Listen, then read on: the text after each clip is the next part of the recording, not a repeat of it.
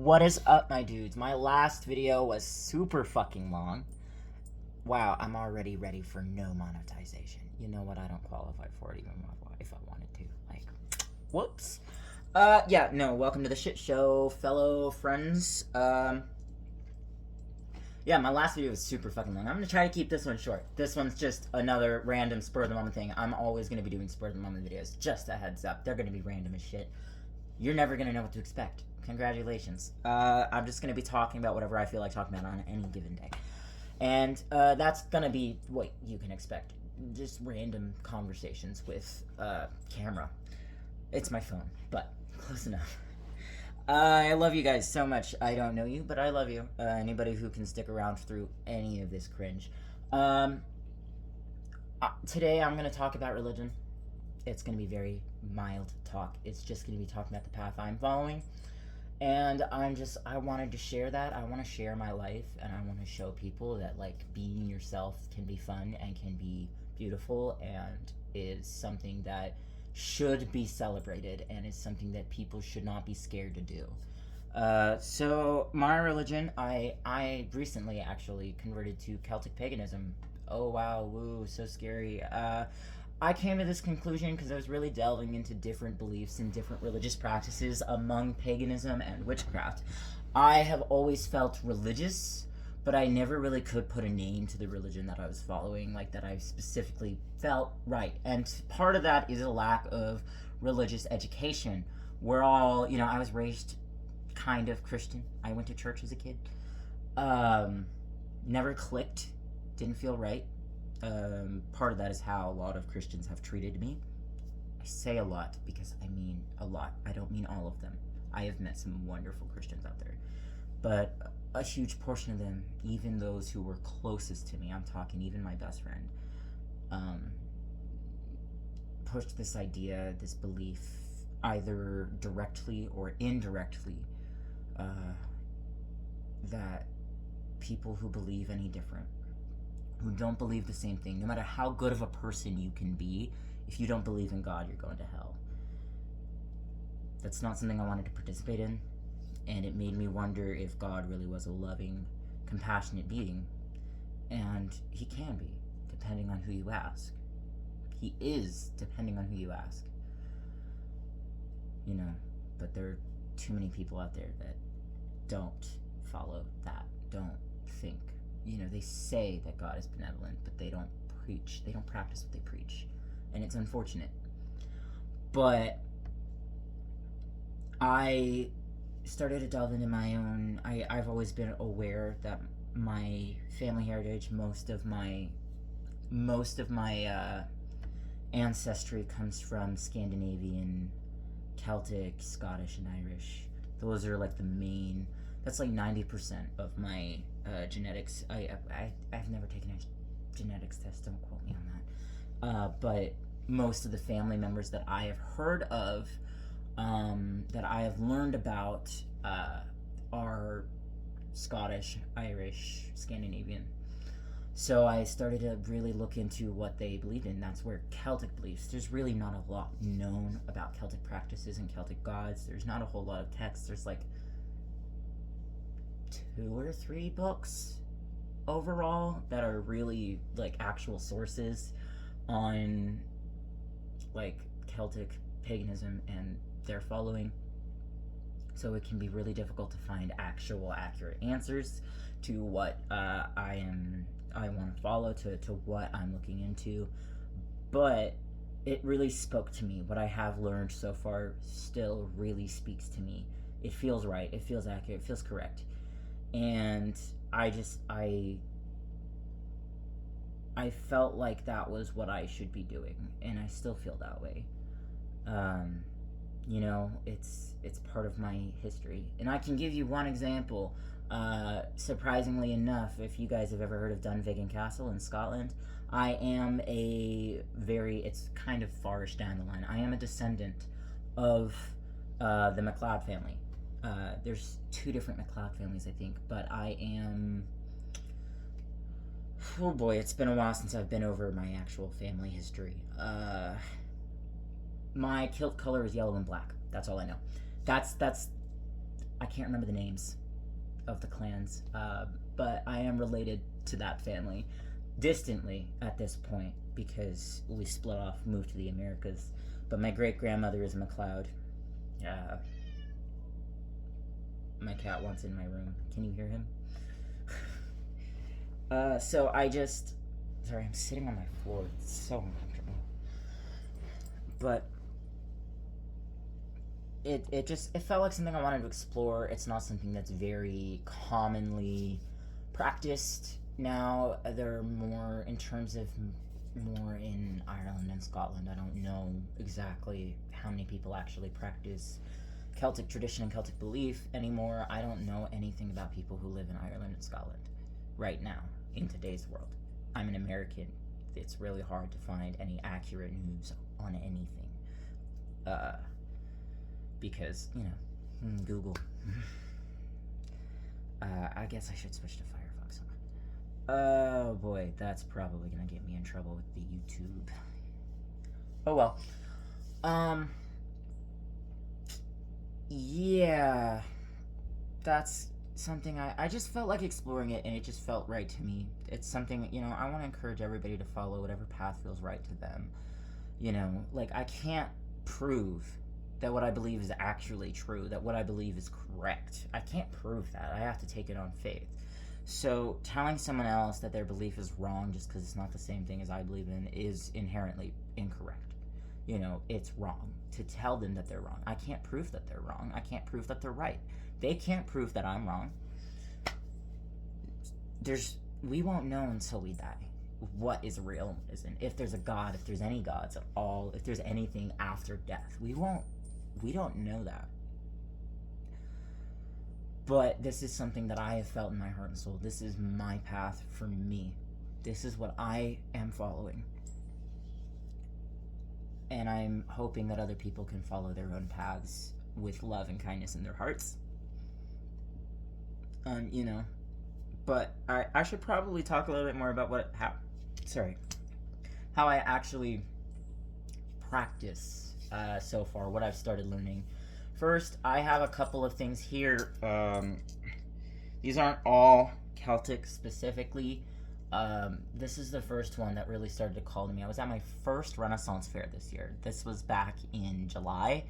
My first Renaissance fair ever. Okay, so I'm going all around. You know there's a lot of witchy stuff. You can buy tarot cards. You can buy this. This has the Celtic Tree of Life on it. Okay, I hadn't even started looking into Celtic belief and Celtic paganism, any of that. I hadn't even started looking into it. And I saw this, and I'd already gone over budget for what I was supposed to spend by about $1,000. But that was also because my ride canceled on me and I had to get a taxi for like a couple 100 miles. That's expensive. But I saw it on my way out. I was on my way out of the Ren Fair on the second day, the last day that I was going to be there.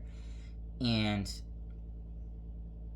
I couldn't say no to taking it. Like, it pulled in, it drew me to it. I was like, this is mine before I've even bought it. It just felt like mine. I'm super happy with this. This is like my favorite piece of jewelry. But this isn't the first one that I like. This is the first time I've actually started wearing necklaces. I don't like necklaces. I like these necklaces. My most recent one is I should start with my oldest one. This is the first one. One of my friends, she's Norse pagan. She gave this to me. This is a symbol of protection. This is when I first started exploring different pagan beliefs, and I wanted to learn more about Norse paganism. I wanted to learn more about other kinds of paganism. Norse paganism and Celtic paganism are actually fairly similar. There is differences in their gods, and their gods are clearly different. They are not the same. And there are different beliefs. Like, there are clear-cut differences. But there are a couple very interesting similarities. One of them is they use the same runic runes. They use very similar runes, if not the exact same. They have different symbols as well, but these runes around the outside are also, not only are they Norse, but they're also Celtic, and that's because these religions developed in such a close time together, you know, and while Norse was further north and, like, to the left on the map, if I'm looking at a map, it's like I don't know. I'm dyslexic. I can't tell my directions, my east and my west, my north, my south, my left and right. That's difficult for me. I've memorized in my town, I've memorized the cardinal directions. I did that years ago when I first started kind of dipping my toes in the water with witchcraft because I really enjoyed at the time candle magic, and I enjoyed doing elemental candle magic at the time. So I did memorize my here in town, but on a map, I'd say west. Northwest is kind of on the map. Okay, yeah, I should put this up here on this side for you guys because the camera's flipped. Northwest is the wow, brain function. I have a dissociative disorder. Ignore it. I've got a couple problems in my head. But what was I talking about? Holy shit.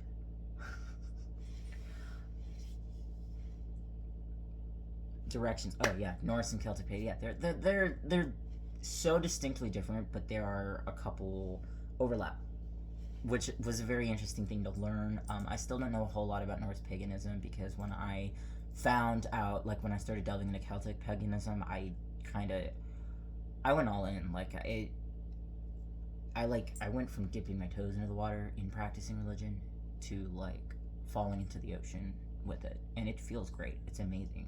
You know, and it's just like how for Norse paganism is my friend's true correct path, and that's her falling, that's her calling in terms of a higher power. And not everybody believes in a higher power, not everybody has to. You know, it's, you can have a higher calling without there being a god there. You know, it's just a part of life.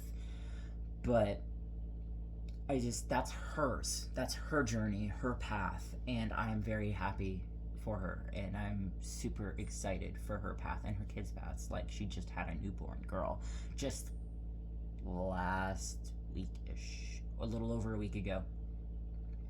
Yeah.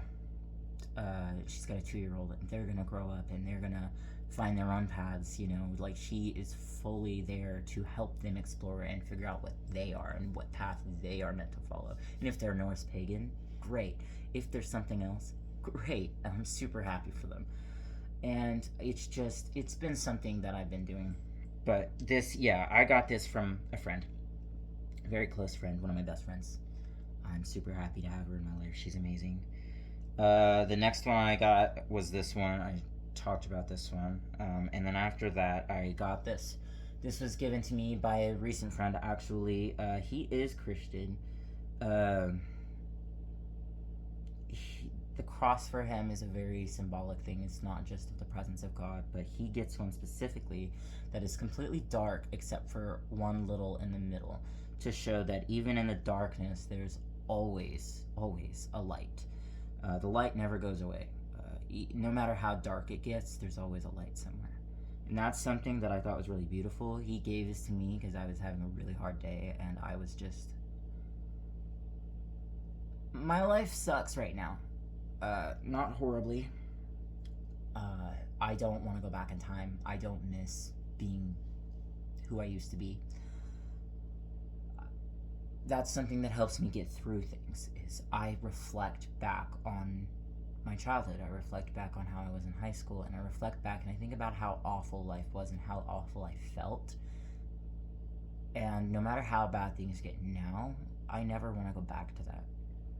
You know what I mean? I'm happy to be further than I used to be. I'm happy to be better than I used to be, even if I'm going through hell. And it's just, I was having a really hard day that day. I was really having a hard day seeing the light. I was really, really, really struggling, and he helped me. You know, so I wear this as a symbolic gesture of like a cross between faiths, as a way to symbolize that you don't have to believe in the same thing in order to be kind and empathetic to someone else. You know, you don't have to. And this one I actually got recently. I bought this one on my own volition, actually. This is a crow skull, actually. A little silver thing here. Let me get closer. Like, look at that. It's gorgeous. But I got this one because I don't know how much you guys know about the Morrigan, but the Morrigan is a Celtic deity of mostly surrounding death. And I wanted to add some balance into this because we have light and dark. We have, different beliefs. This is a reminder that people can be different and you can still love them and be friends and be there for them. And this is life and this is death. So I wanted to kind of balance things out and have multiple different things. Again, this one's for protection as well. This is a protection amulet specifically that I am super happy to have. It makes me feel safe. It has always made me feel safe. And this is just a reminder that when people put intention into something, it does not matter what they follow. When people put intention from their beliefs into something tangible, it does not matter if you don't follow the same thing. These have power. Everything has power if you put power into it, and that's a beautiful thing, I think. And I just wanted to introduce you guys that this is what I've started to decorate myself with. I've never worn necklaces. This was the first one, and then I got this one, and I'm adding. I'm not gonna stop. I'm gonna have dozens of necklaces. I don't like to trade them out. I wear them all at once. That's just me. I'm gonna try and cut this to I'm gonna give myself 4 more minutes. I don't want to go over 20 minutes. But I'm just gonna go on one last part of my journey with what I've been learning about Celtic paganism, and that is veiling. That's not just Celtic specific. That is many pagan beliefs, and veiling is a thing that is participated in. It's a tradition of many different cultures and many different religions. You've got Hinduism. I don't know if Islam and Hinduism. I think Hinduism and Islam are 2 different things, but I'm very, very uneducated in the world of religion, so please, please, please correct me if I'm wrong, and please be nice about it. I really do want to learn. Judaism even has a form of veiling. Christianity even has a form of veiling. The nun get up. You see a nun, that's a veiling. And it's just something that many religions take a part of, but some of them do it for modesty, some of them have other reasons. In terms of paganism, it's used for spiritual protection and safety, which is something I really vibed with. I really enjoyed it. It's not something I'm allowed to show my hair to whoever I want. I'm allowed to. It's a completely optional practice, as it is in most cultures and most religions. It is an optional practice. It does not make you any more or any less, but in a few, the purpose is modesty and to only show it to specific people. You hide your hair. I'm not against that.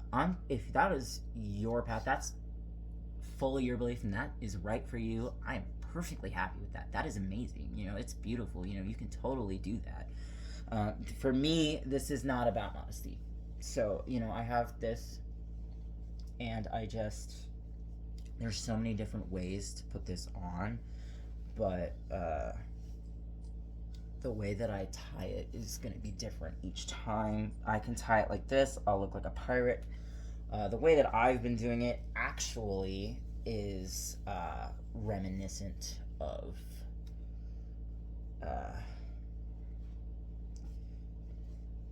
let me see. Kind of reminiscent. I don't know. My boss called me a Unabomber today, so that's great. Gotta love the racism.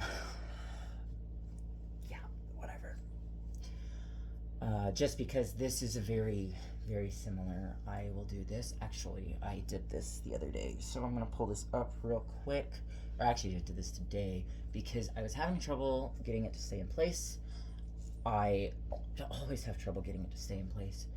But you want to pull this down, and I pull it around back here, and today I actually tied it in the back, because I couldn't get it to stay in place, and I work in a kitchen. It needs to stay in place. I can't be fiddling with it, so I do that, tie it once, adjust it, tie it in the back twice, pull this back down, and you have it right here. I look like this. Obviously my hair is still showing. That is, but that doesn't stop the comments. I'm hoping my boss doesn't see this, but if he does, oh well. It's his problem. I need the job, but also dude's racist, man. But that I've been wearing this to work for the past like 3 days. I've only had 2 comments, and that is one from somebody who's genuinely caring and not at all like she just asked what it was and wanted to know. And then my boss. That was this morning, actually. Anyway, I'm at 20 minutes, so I'm gonna go. That is my journey. I'm, with my Celtic practices and my exploration and delving into it. Maybe my next video will be about pagan holidays. I have to do some research on those, but I will be practicing pagan holidays. So maybe that'll be my next video. I'll try and plan for that. That way you guys have something to expect.